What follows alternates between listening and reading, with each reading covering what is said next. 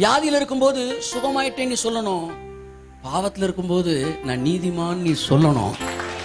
சொல்லணும் சொல்லணும். இன்னும் ஆமென் காண சொல்லணும். ஏன் நீ சுகமாயிட்டேன்னு சொல்றனால தான் வெளியில சுகமாக போற. நீ நீதிமான் சொல்றனால தான் வெளியில நீதிமானாக போற.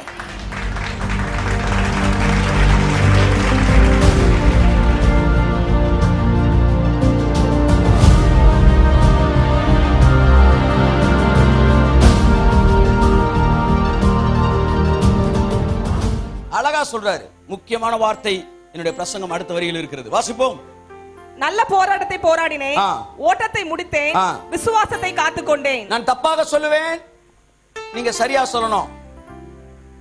நல்ல போராட்டத்தை போராடினேன், ஓட்டத்தை முடித்தேன், என் பரிசுத்தத்தை காத்துக்கொண்டேன், என் ஜெபத்தை காத்துக்கொண்டேன், என் உபவாசத்தை காத்துக்கொண்டேன், சார் நீதியை காத்துக்கொண்டேன்.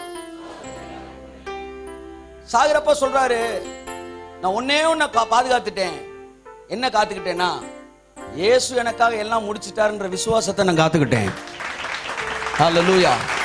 நீ காத்துக்கொள்ள வேண்டியது ஒன்னே ஒண்ணு, விசுவாசம். எப்படி முடிக்கிறாரு பாருங்க. எவ்வளவோ வாழ்க்கையில தேவை இருக்கு, அவன் சொன்ன விசுவாசத்தை மட்டும் நான் காத்துக்கிட்டேன்றாரு. அப்படின்னா என்ன அர்த்தம்? நீ விசுவாசத்தை மட்டும் காத்துக்கிட்டீங்கன்னா விசுவாசம் எல்லாத்தையும் காத்துக்கிறோம். ஒன்னே ஒண்ணு. இந்த பூமியில உங்களுக்கு ஒரு போராட்டம் இருக்குன்னா என்ன தெரியுமா? அது நல்ல போராட்டமா? சூப்பர், அல்லேலூயா. கேம்ஸ் விளையாண்டுருக்கீங்களா? அது ஒரு போராட்டம் தான். ஆனா அது நல்ல போராட்டம், இன்ட்ரெஸ்டிங் கேம். அவன் சொல்றான், நான் ஒரு நல்ல போராட்டம் போராடினேன். என்ன போராட்டம்? விசுவாச போராட்டம். என்ன விசுவாசம்? நான் சுகமாயிட்டேன். பிசாசு சொன்னா நான் சுகமாகலன்னா நான் சுகமாயிட்டேன்னு. 2000 வருஷத்துக்கு முன்னாடி சுகமாயிட்டேன், இயேசு ஏற்றுக்கொண்டனால என் ஆவியில நான் சுகமாயிட்டேன்னு. அது சுகமாகல, நான் ஆயிட்டேன்னு கொஞ்ச நாள்ல சுகமாயிருச்சு. நல்ல போராட்டம். இன்னைக்கு எதை உங்கள்ட்ட கொஞ்ச நேரம் பேச விரும்புறேன். ஒன்னே ஒண்ணு நீங்க காத்துக்கணும். உங்க உணர்ச்சி என்ன சொன்னாலும் கேட்க கூடாது. விசுவாசத்தை காத்துக்கணும். விசுவாசம் என்ன? அவருடைய இரத்தத்தினாலே நாம் நீதிமான்கள் ஆக்கப்பட்டு இருக்கிறோம். நான் ஒரு நீதிமான். சொல்லுங்க, திரும்ப சொல்லுங்க. நான் ஒரு நீதிமான். திரும்ப சொல்லுங்க, நான் ஒரு. எப்ப நீதிமானாக்கப்பட்டீங்க? நீங்க இயேசுவை சொந்த ரட்சகராய் ஏற்றுக்கொண்ட போது அவர் வைத்திருந்த அந்த பாவ மன்னிப்பை இலவசமாய் பெற்றுக்கொண்டு நீங்கள் நீதிமான் என்று பட்டம் சூட்டப்பட்டீர்கள். You are a complete righteous man. ஒரு ஆமென் காணோம். I am a complete man. சொல்லுங்க, I'm a complete man. இங்க நிக்கிறீங்க. புரியுற மாதிரி சொல்லவா? பைபிள் சொல்ற அவர் தழும்புகளால். ஹலோ சார், ஒரு நிமிஷம் கவனி. அவர் தழும்புகளால். இது எப்ப சொல்லணுமா? நீ வியாதியில இருக்கும்போது.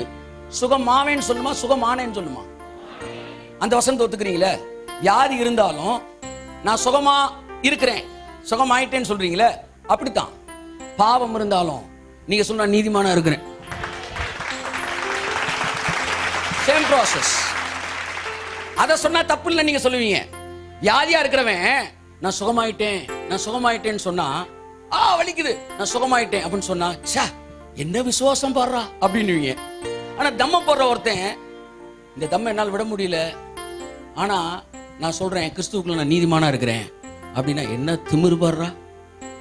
அது என்ன சார், அதை மட்டும் விசுவாசம் நீங்க, இதை மட்டும் திமிருன்றீங்க?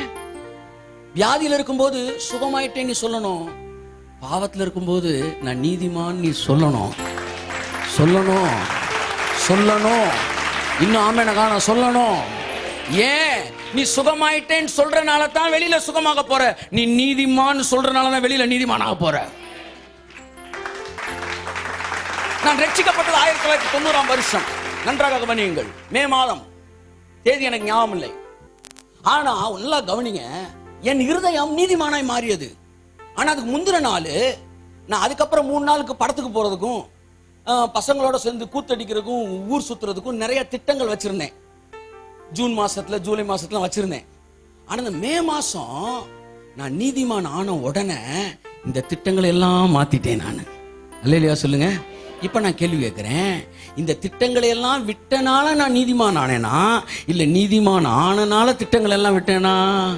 கையை தட்டுங்க. இப்ப நான் கேட்கிறேன், நான் சிகரெட் குடிக்கிறத நிறுத்தினால நீதிமானா, இல்ல குடிச்சுக்கிட்டு இருக்கும் போதே நான் நீதிமான் ஆனதுனால நான் விடுறேனா?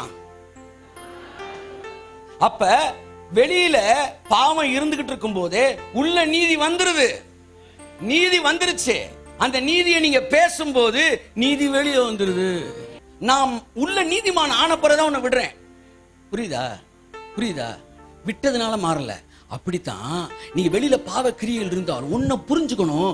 இயேசுவை உங்க கடவுளா ஏற்றுக்கொண்ட உடனே நீங்க கம்ப்ளீட்டா உங்க பாவத்தை மன்னிச்சு உங்களை நீதிமான் ஆக்கிட்டாரு. புரியுதா?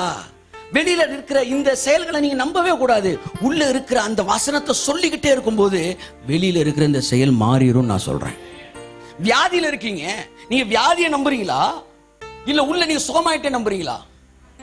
அதுதான் பைபிள் சொல்லுது. நான் சுகமாயிட்டேன் சார், குடோனுக்கு வந்து இறங்கிருச்சு சார் ஃபேனு, ஆனா இன்னும் டிஸ்பிளேக்கு என்ன செய்யல, வரல. குடோனுக்கு வந்துருச்சுனாலே சரக்கு இறங்கிருச்சுன்னு அர்த்தம்.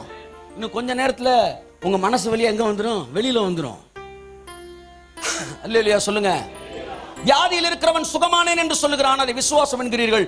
பாவத்தில் இருக்கிறவன் நீதிமான் என்று சொன்னால் அதுவும் விசுவாசம் என்று நான் சொல்லுகிறேன். விசுவாசத்தை காத்துக்கொண்டேன். கை தட்டுங்க. காத்துக்கொள்வேன் விசுவாசத்தை.